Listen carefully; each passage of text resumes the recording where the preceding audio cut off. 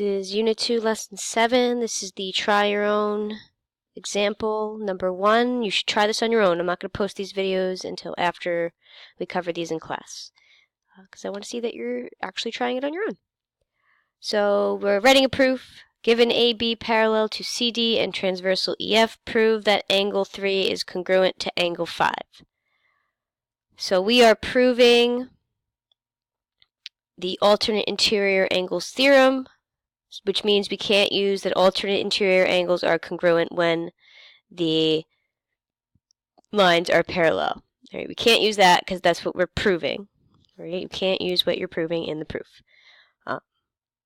So we always start with our given information. AB is parallel to CD and transversal EF. Again, on the Regents exam, you do not get any points for stating given information. So we have that. Okay, number 2. Angle 1 and angle 3 are vertical angles.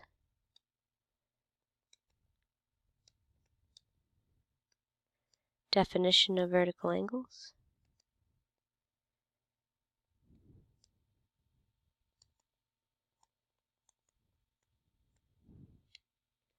We can then say that angle 1 is congruent to angle 3. What we're trying to prove uses a congruency symbol, so I'm going to use the congruency symbol in my proof. Vertical angles are congruent to one another. Each other or one another. Right, number 4. What can I use based on the fact that these are parallel? Well, angle 1 and angle 5 are corresponding angles.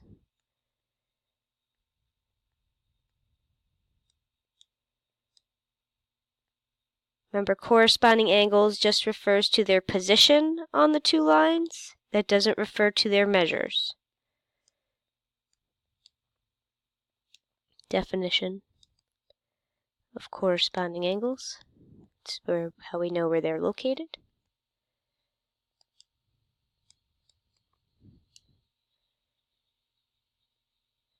Okay, so because those lines are parallel, we can say that angle 1 is congruent to angle 5. And you have two options for your explanation. You can say corresponding angles theorem,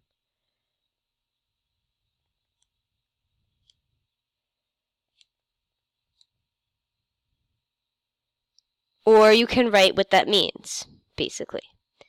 So what that means is when two parallel lines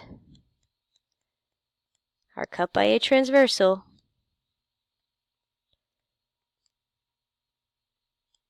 because we just proved this earlier, then the corresponding angles formed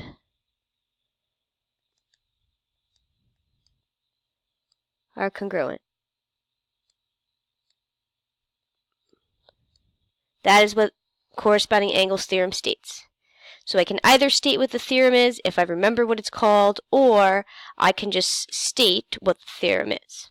Right? So corresponding angles theorem, I can say that, or I can actually say in words what the theorem says. So we now have a relationship between angle 1 and angle 3, angle 1 and angle 5, so we can now relate angle 3 and angle 5 in the final statement of our proof.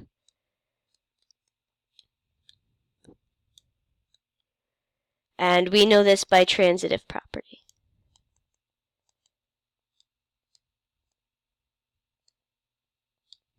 So we have just proved that the alternate interior angles of two parallel lines are congruent to one another without using alternate interior angles theorem. Again, because that's what we were trying to prove, so we cannot use that.